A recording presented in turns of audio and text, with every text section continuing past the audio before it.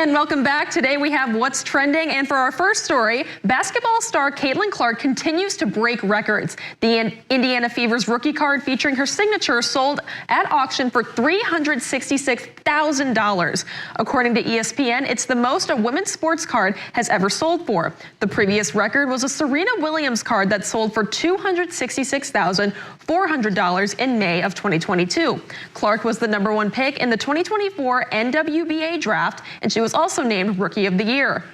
And she actually helped to make some noise for the Indiana Fever as well, with a lot of crowds there. And I think they even tried to, I can't even remember how far they got into the postseason, Sure. but they definitely helped turn that team around. Yeah, I don't know anything about sports. I don't follow, basketball. Boo. But I have only heard good things about Caitlin Clark.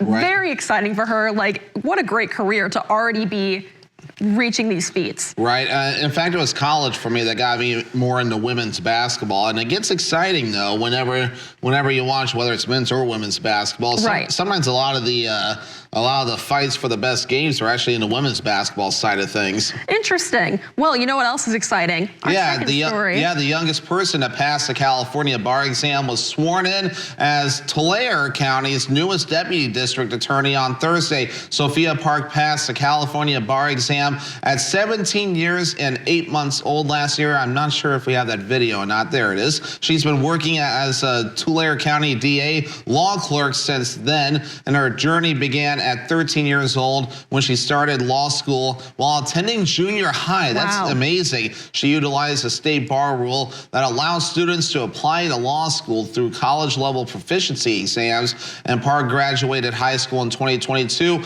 after passing the California High School Proficiency exam and completed her law degree at Northwestern California University School of Law in 2024. There are some smart people out there. Yeah. This person right there, the latest example of that. Yeah, 13 years old and you want to be a lawyer?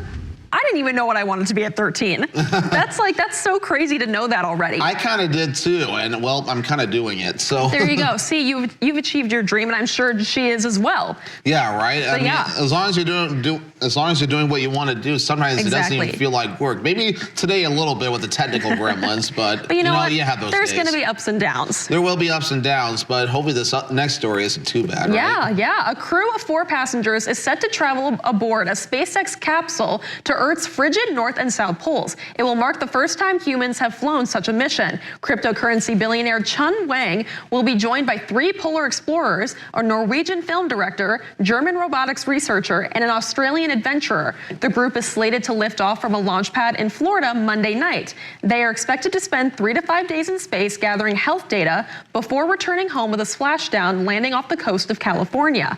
Wow. That's quite a crew. Very all over the world. That is literally all over the world, with going to the North and South poles. Right. Where, excuse me, it gets a little cold there. Right, yeah, and I wonder what they mean by going to the North and South poles. Are they in space? I'm a little confused on that part. They kind of mentioned they were in space, which is why I'm glad we have the scripts right here. There we go. So, yeah, such a mention, cryptocurrency, 3 polar missions. Let's see here. Oh, they left off from a launch pad. They're expected to spend 3 to 5 days in space. In space. So interesting. I wonder what kind of toll that takes on the body, just being there for a few days. But I don't know. Yeah, right? Yeah. I mean, anti-gravity right there. Yeah, and I wonder what kind of health data that they're gathering. Yeah, because North and South poles, I'm guessing in space, if I'm reading that correctly. Yeah, I don't know. I don't really know what's going on there. Yeah. But you know what? What a fun adventure. What a fun time. I think polar orbit, according to what? Polar orbit. Not conventional orbit, according to Case here, so we appreciate that. I'm gonna have to look up what that means. I don't know anything about space. Yeah, I mean, I do get fascinated by NASA and space and everything, but polar orbit, I don't know much about. I'm actually terrified of space. The idea of it freaks me out. It just keeps going constantly, constantly. And the fact that there was astronauts recently that came back. They were supposed to be up there for a few months, but they came back after 9. I think it was. Yeah, it wasn't even supposed to be that long. Yeah, actually. That's so scary. It was measured in weeks, but things happen, and we want those astronauts to get back safely, and thankfully they did. Yes, so they did. Now they're getting acclimated back on Earth. And hopefully these astronauts come home safe in just a few days. Yeah, exactly. And hopefully nothing goes wrong. Right, there. right. But anywho, hopefully nothing goes wrong with our forecast.